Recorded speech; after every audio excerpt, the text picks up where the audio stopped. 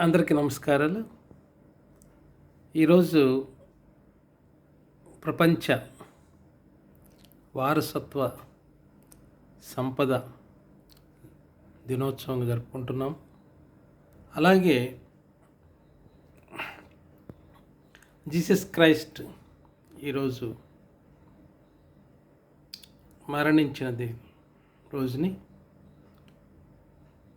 Good ఫ్రైడేగా జరుపుకుంటున్నాము ప్రపంచవ్యాప్తంగా. Good Friday అంటే కొంతమందికి ఆయన చనిపోయిన రోజును ఒక మంచి శుక్రవారంగా భావిస్తారు. ఆయన మహోన్నతమైన ఒక ప్రేమ గల వ్యక్తిగా, ప్రపంచ ప్రఖ్యాతిగాంచిన ఒక వ్యక్తిగా, ఒక సమాజంలో జరిగే అన్యాయాల్ని ఎదిరించిన వ్యక్తిగా, ఒక సామాజిక విప్లవకారుడిగా నేను చూస్తాను. గొప్ప వ్యక్తి ఈరోజు చనిపోయిన రోజు. అందరికీ గుడ్ ఫ్రైడే శుభాకాంక్షలు తెలియజేస్తూ, ఇంకొక విషయం ఏంటంటే,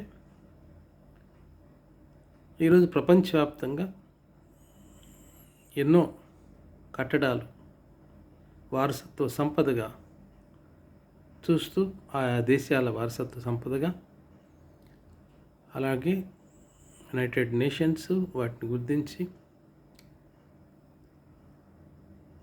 ప్రపంచవ్యాప్తంగా కొన్ని భారతదేశంలో అయితే మనకి ఎన్నో ఉన్నాయి.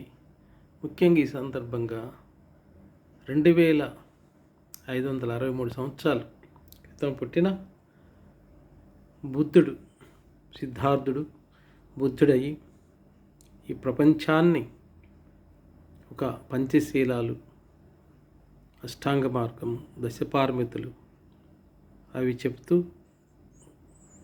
ఒక మనిషి ఎలా ఉండాలి, ఎలా జీవించాలి, ఎంత వాల్యూగా జీవించి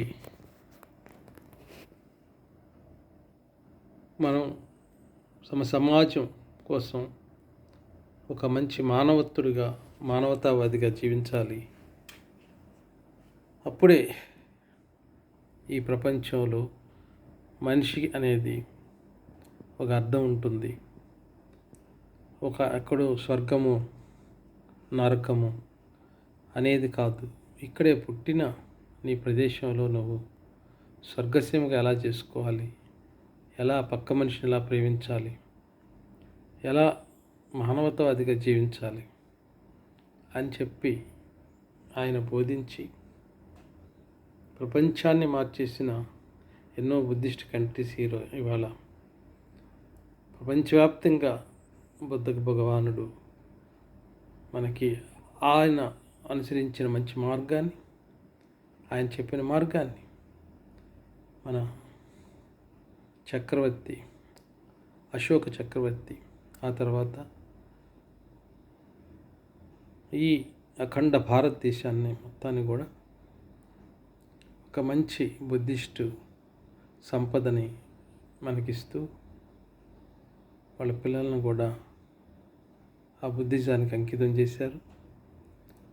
అలాగే మనం ఆయన ఒక బుద్ధిస్టు స్తూపాలని ప్రపంచవ్యాప్తంగా ఎన్నో, ముఖ్యంగా మన భారతదేశాలు చుట్టుపక్కల ఏషియా దేశాల్లో అన్నిట్లో కూడా బుద్ధ స్తూపాలు నిర్మించి బుద్ధుడి బోధనల్ని అనుసరించాలి, బుద్ధ మార్గం చాలా గొప్పదని చెప్పి ఎన్నో బుద్ధ స్తూపాలు ఈరోజు మన భారతదేశంలో చాలా ఉన్నాయి.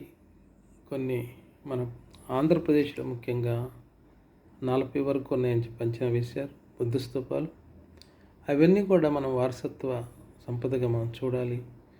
భారతదేశంలో ఎన్నో బుద్ధ స్తూపాలు ఉన్నాయి, బుద్ధుడికి సంబంధించి ఎన్నో ఆనవాళ్ళు ఉన్నాయి. వాటన్నింటిని కూడా మన భారతదేశంలో, ఇతర దేశాలన్నీ కూడా మనల్ని గౌరవిస్తున్నాయంటే నిజంగా ఆ తథాగత బుద్ధుడు ఆయన మార్గాన్ని అనుసరించిన ఇవాళ ఎన్నో ప్రపంచంలో ఆయన ప్రపంచ జ్ఞాన దినోత్సవంగా జరుపుకుంటున్న డాక్టర్ బిఆర్ అంబేద్కర్ గారి బర్త్డేని మనకి ఇలాంటి గొప్ప సంపదని కూడా మనం కాపాడుకోవాలని సందర్భంగా మీ అందరికీ మనవి చేస్తూ ఇక మన రాష్ట్రాలు ప్రభుత్వాలు దేశ ప్రభుత్వాలు ఈ బుద్ధునికి సంబంధించిన అన్నీ కూడా వాటిని భద్రపరిచి ఈ జ్ఞానాన్ని ప్రజలకి అందించాలని చెప్పి మనస్ఫూర్తిగా నేను కోరుకుంటూ మరొకసారి ప్రపంచ వారసత్వ సంపద దినోత్సవం శుభాకాంక్షలు మరియు గుడ్ ఫ్రైడే శుభాకాంక్షలు తెలియజేసుకుంటూ థ్యాంక్ యూ సో మచ్.